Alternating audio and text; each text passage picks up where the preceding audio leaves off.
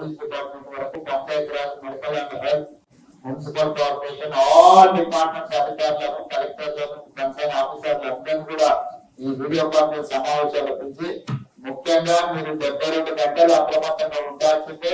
అన్ని డిపార్ట్మెంట్స్ అందరు అధికారులు ఇంక్లూడింగ్ కలెక్టర్స్ డిపార్ట్మెంట్ హెడ్స్ మీ కంట్రోల్ రూమ్ లో అప్రమత్తం చేసి మొత్తం యాక్టివేట్ చేసుకోవాలి. అందరినీ 24/7 కంట్రోల్ రూమ్ లో ఉండి సమాచారాన్ని సేకరించి అప్పటికప్పుడు లోకల్ గా అప్రమత్తం చేసే పరిస్థితి చేసుకోవడానికి మీరు కరెక్ట్ గా ప్లాన్ చేసుకోవాలి. అదేవిధంగా ఈ లోతట్టు ప్రాంతాలను లోడింగ్ ఏరియాస్ కంటే కూడా మీరు అప్రమత్తంగా పెట్టుకొని వాళ్ళను ముందు వాళ్ళనందరినీ కూడా అలర్ట్ చేసుకునే దాంట్లో ఉండాలి. అదేవిధంగా ఈ సమస్యలన్నింటినీ కూడా నిరవధికంగా కమ్యూనికేషన్ ఉండాలి. ఎక్కడ ఏది జరిగినా కంట్రోల్ రూమ్ కి సమాచారం కావాలి.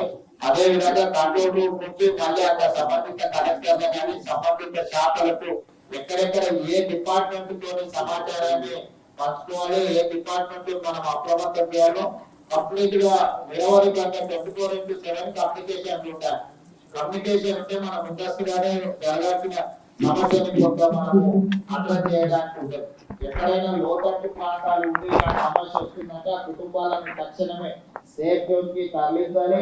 అదేవిధంగా రిలీఫ్ క్యాంప్లను కూడా నిర్వహించి వాళ్ళకి కావాల్సిన ఫుడ్ కానీ మెడిసిన్స్ కానీ ఏదైనా సమస్యలు వచ్చినా కూడా ఇమ్మీడియట్ గా వాళ్ళని ఇచ్చేయాలి. ఎక్కడ కూడా ప్రాణ నష్టం జరగడానికి లేకపోతే పశు సంపద నష్టం జరగడానికి అవకాశం లేకుండా అప్రమత్తం ఉంచాలి.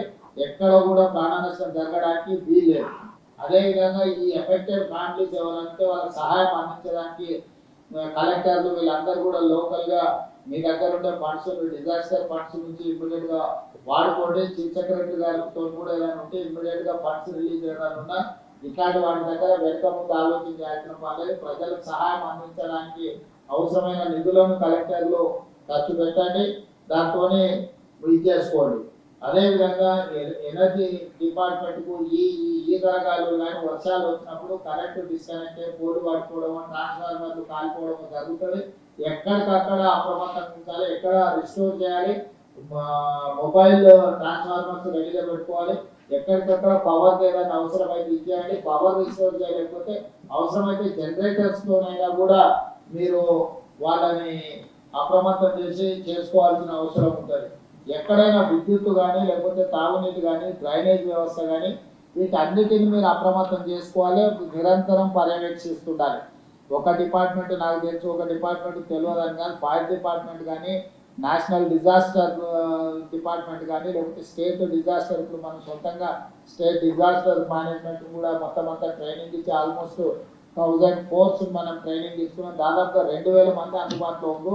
ఏ ఏరియాలలో ఏ జిల్లాలలో అత్యధికంగా వర్షం పడే అవకాశం ఉందో ఆ ఏరియాలను పూర్తిగా మీరు ముందే గుర్తించి వీళ్ళని అక్కడికి తరలించండి. ఒకవేళ ఎక్కడైనా అత్యవసర పరిస్థితులు ఏదంటే ఎయిర్ లిఫ్ట్ చేయడానికి అవసరమైన హెలికాప్టర్లు కానీ వీటిని కానీ ఆర్మీ నుంచి కానీ ఏదైనా చేసుకునేది ఉంటే కూడా మీరు ముందే కోఆర్డినేషన్ చేసి పెట్టుకోవాలి. డిజాస్టర్ నుంచి అరుణ్ కుమార్ గారు, అదేవిధంగా చీఫ్ సెక్రటరీ గారు గవర్నమెంట్ ఆఫ్ ఇండియాతో కూడా ప్రాపర్గా పెట్టుకోవాలి. లాస్ట్ టైం మనకు ఊహించని విధంగా ఖమ్మం జిల్లాలో 2 గంటలలో 42 సెంటీమీటర్ల వర్షం పడ్డది. దాదాపుగా దాంతో పూర్తిగా అతలాకుతలం అయిపోయింది ఖమ్మం. దాంట్లో కొత్త కలెక్టర్లు వీళ్ళందరూ కూడా పూర్తి స్థాయిలో అక్కడ సహాయాన్ని అందించకపోవడం వల్ల కొంత నష్టం జరిగింది. ఈసారి అట్లాంటి తప్పిదాలు జరగడానికి వీల్లేదు. అందరు కలెక్టర్లను అలర్ట్ చేస్తున్నా. చీఫ్ సెక్రటరీ గారు కూడా నేను ఆదేశాలు ఇస్తున్నా.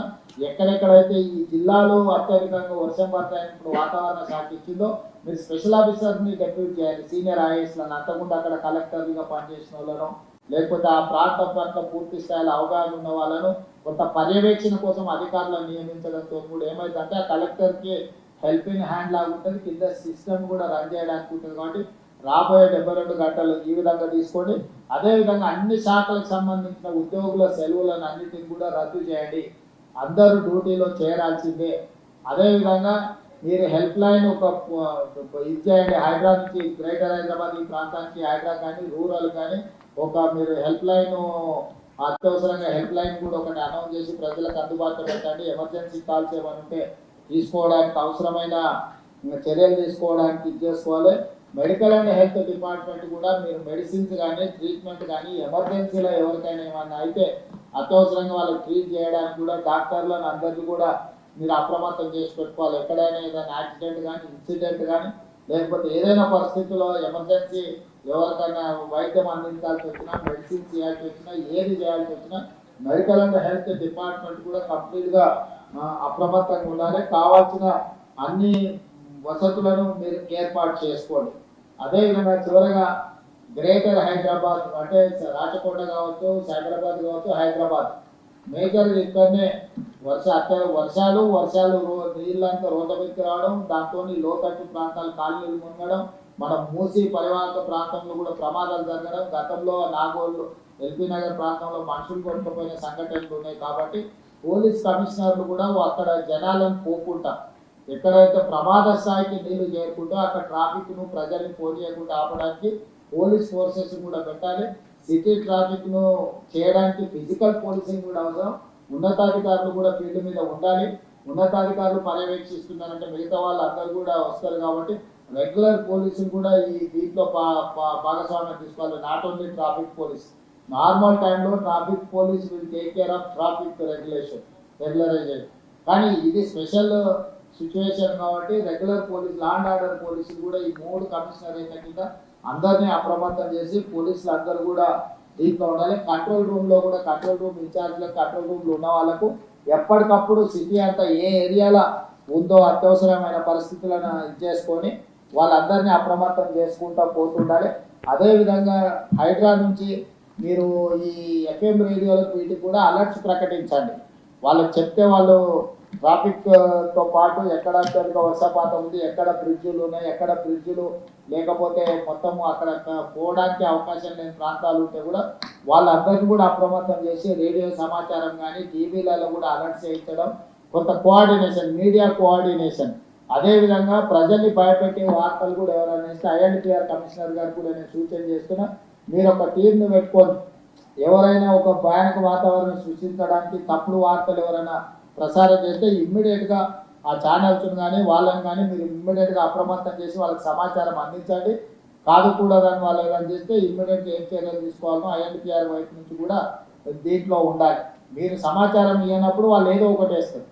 మీరే అందుబాటులో ఉండి సమాచారం తెచ్చుకొని వాళ్ళకి సమాచారాన్ని అందిస్తే వాళ్ళు వాస్తవాలను కూడా ప్రకటించే అవకాశం ఉంటుంది. కాబట్టి ఐఎన్టీఆర్ డిపార్ట్మెంట్, సిపిఆర్ వాళ్ళు వీళ్ళందరూ కూడా సమాచారాన్ని ఎప్పటికప్పుడు మీడియా ద్వారా కూడా ప్రజలకు చేరేటట్టు మీడియాను కూడా అప్రమత్తం చేయడం, మీడియా కూడా సమాచారం అందించే కార్యక్రమాలను కూడా తీసుకోవాలి. వీళ్ళందరినీ కోఆర్డినేషన్ చేయడానికి చీఫ్ సెక్రటరీ గారు, డీజీ గారు, కమిషనర్లు మీరు ఒక గ్రూప్ క్రియేట్ చేసుకొని ఎప్పటికప్పుడు ఆ గ్రూప్లో మీరు డిస్కషన్ చేసుకొని ఇన్స్ట్రక్షన్స్ ఇవ్వడానికి కూడా అవసరమైన దీంట్లో కూడా మీరు ఒక కోఆర్డినేషన్ లాగా ఉండాలి. ఎందుకంటే ఒకసారి ఫోటో కలుస్తారు, కలవరు, లేకపోతే సిగ్నల్ బ్రేక్ అయ్యి ఏదైనా ప్రాబ్లం వస్తే కూడా మీరు ఒక గ్రూప్ క్రియేట్ చేసుకొని డిజాస్టర్ మేనేజ్మెంట్ కోసం నెక్స్ట్ 72 అవర్స్ని అడ్రస్ చేయడానికి అవసరమైన ఒక గ్రూప్ క్రియేట్ చేసుకోండి. కన్సర్న్ మినిస్టర్స్ అందరూ అందుబాటులో ఉంటారు, నేను కూడా అందుబాటులో ఉంటాను. ఈ హైదరాబాద్ రంగారెడ్డి ఇన్ఛార్జ్ మినిస్టర్లు కూడా ఎప్పటికప్పుడు అందుబాటులో ఉంటారు. ఎందుకంటే ఈ ఏరియా మేజర్గా ట్రాఫిక్, ఇవి మూసి నాలాలు ఇవన్నీ కూడా ఇష్యూస్ ఉన్నాయి. ఇద్దరు ఇన్ఛార్జ్ మినిస్టర్లు కూడా అప్రమత్తంగా ఉంటారు, మీకు అందుబాటులో ఉంటారు. మిగతా అధికారులు అందరూ కూడా ప్రాపర్గా మీరు కోఆర్డినేషన్ చేసుకోవాలి. చీఫ్ సెక్రటరీ గారు మీరు కూడా అన్ని డిపార్ట్మెంట్లో ఇచ్చేయండి. ఇంపార్టెంట్ డిస్ట్రిక్ట్స్, హెవీ రైన్స్ ఉన్న, రెడ్ అలర్ట్ ఉన్న దాంట్లో మాత్రం సీనియర్ ఆఫీసర్లను మీరు కొంతమందిని డెప్యూట్ చేయండి. దాంతో ఇది అవుతుంది. తర్వాత ఇరిగేషన్ డిపార్ట్మెంట్ కూడా మీరు వాటర్ ఇన్ఫ్లో అవుట్ఫ్లోస్ క్యాలిక్యులేట్ చేసుకొని ఎప్పటికప్పుడు గేట్ పెట్టడం కానీ, లేకపోతే వాటర్ని స్ట్రీమ్ లైన్ చేయడం కానీ, ఎక్కడికక్కడ విడుదల చేయడం కానీ ఉంటుంది. మీరు చాలా వరకు ఏంటంటే ఇప్పుడు గోదావరిలో, కృష్ణలో ఫ్లో ఎక్కువ లేదు కాబట్టి వర్షం వచ్చినా నష్టం లేదని ఏదైతే ఆలోచనలు ఉందో రీసెంట్ డేస్లో క్లౌడ్ బర్స్ట్ వల్ల ఎక్కువ డ్యామేజ్ అవుతుంది. వాటిని అప్రమత్తంగా ఉండాలి. ఇప్పుడు అత్యధికంగా మన సిస్టమ్ అంతా 24 గంటలకు 2 సెంటీమీటర్ల వర్షం కురిస్తే సరిపోయే వ్యవస్థ ఏర్పాటు చేసుకున్నాం మనం పట్టణాలలో. కానీ 2 గంటలలో 30-40 సెంటీమీటర్లు వచ్చినప్పుడు మనకున్న డ్రైనేజ్ వ్యవస్థ కానీ, మనకున్న రోడ్ల వ్యవస్థ కానీ సరిపోదు. దాంతో ఏమవుతుందంటే పూర్తి స్థాయిలో ఎంత మీరు అటెండ్ చేసినా రోడ్ల మీద మొత్తం నీళ్లు నిలిచిపోతున్నాయి, ట్రాఫిక్ నిలిచిపోతుంది. దాన్ని దృష్టిలో పెట్టుకొని వీలైనంత మేరకు చీఫ్ సెక్రటరీ గారికి సూచన చేస్తున్న స్కూల్స్, కాలేజెస్ కూడా కంటిన్యూగా నడపాలా, హాలిడేస్ ఇవ్వాలా, పరిస్థితిని బట్టి అంచనా వేసుకోండి. అదేవిధంగా ఐటీ ప్రొఫెషనల్స్ కూడా వర్క్ ఫ్రమ్ హోమ్ చేయడానికి అవకాశం ఉంటే వాళ్ళని కూడా అప్రమత్తం చేయండి. వీలైనంత మేరకు ప్రజల్ని రోడ్ల మీదకి రాకుండా జాగ్రత్తగా సేఫెస్ట్ ప్లేస్ లో ఉండేటట్టు డిపార్ట్మెంట్ పరంగా అప్రమత్తం చేయండి. మీరు కూడా డిఫరెంట్ డిపార్ట్మెంట్స్ నేను special chief secretary IT and వాళ్ళకు కూడా సంజయ్ కూడా నేను ఇన్స్ట్రక్షన్ ఇస్తున్నా. శ్రీధర్ బాబు గారితో కోఆర్డినేట్ చేసుకొని ఐటీ కంపెనీలు కూడా వీలైతే నెక్స్ట్ 2-3 రోజులు వర్క్ ఫ్రమ్ హోమ్ చేసుకోవడానికి అవకాశం ఉంటే దాన్ని కూడా ఎగ్జామిన్ చేయమని వాళ్ళకి చెప్పండి, వాళ్ళని అలర్ట్ చేయండి. సైబరాబాద్ కమిషనర్ కూడా ఆ ఏరియాలో ఐటీ కంపెనీలు టచ్లు ఉంటాయి కాబట్టి వీలైతే సైబరాబాద్ కమిషనర్ గారు కూడా వాళ్ళతో కోఆర్డినేషన్ చేసుకొని వీలైనంత మేరకు వర్క్ ఫ్రమ్ హోమ్ అయ్యేటట్టు చూడండి. దాంతో ఏంటంటే రోడ్ల మీదకి కొంత ట్రాఫిక్ తక్కువ ఉంటే హ్యాండిల్ చేయడం ఈజీ అవుతుంది. స్కూల్స్ అండ్ కాలేజెస్ కూడా పరిస్థితి బాగాలేకపోతే అవసరమైతే సెలవులు ప్రకటించైనా 2 రోజులు వాటిని స్ట్రీమ్ లైన్ చేసుకోవడానికి అవసరమైన వాటిని కూడా మీరు చర్యలు తీసుకొని ఇచ్చేయండి. దీని ప్రకారం ఏ చిన్న ప్రాణ నష్టం, ఆస్తి నష్టం, పశు సంపద నష్టం ఎలాంటివి జరగడానికి వీల్లేదు. జంట నగరాలలో పాత భవనాలు ఏమైనా ఉంటే కూడా జనాలు అక్కడ నుంచి ఖాళీ చేయించండి. చాలా పురాతన శిథిలావస్థకు వచ్చిన భవనాలు ఉన్నాయి. ఈ అత్యధికంగా వర్షపాతం ఉన్నప్పుడు కూలిపోయి దాని కింద ప్రజలు చనిపోయే అవకాశం ఉంటుంది కాబట్టి అట్లాంటివి ఏమైనా ఉంటే మీ జోనల్ కమిషనర్స్ని, డెప్యూటీ కమిషనర్స్ని కూడా అప్రమత్తం చేసి ఆ ప్రాంతంలో ఎవరిని లేకుండా ఖాళీ చేయించండి. విద్యుత్ శాఖ కూడా ఇంపార్టెంట్. చాలా వరకు హైదరాబాద్లో వర్షాలు రాగానే చెట్లు కూలిపోయి కరెంటు పోల్ల మీద పడి అవి కూలిపోయి కరెంటు పోయే అవకాశం ఉంది కాబట్టి వెంబడే ఆ కరెంటును పునరుద్ధరించడానికి అవసరమైన చర్యలు కూడా తీసుకోవాలి. అవసరం అనుకుంటే జనరేటర్స్ కానీ లేకపోతే మూవబుల్ వెహికల్ మీద ట్రాన్స్ఫార్మర్స్ పెట్టి మూవ్ చేసి రిస్టోర్ చేయడానికి అవసరమైన ప్రణాళికలు కూడా అన్ని సిద్ధం చేసుకొని రాబోయే 72 గంటలు అందరూ అప్రమత్తంగా ఉండాల్సిందిగా ఆదేశిస్తూ ఈ సమావేశంలో పాల్గొన్న మంత్రులకు, ఉన్నతాధికారులందరికీ కూడా నేను ఈ సూచన ద్వారా ఈ సమావేశాన్ని ముగిస్తున్నాను. ధన్యవాదాలు.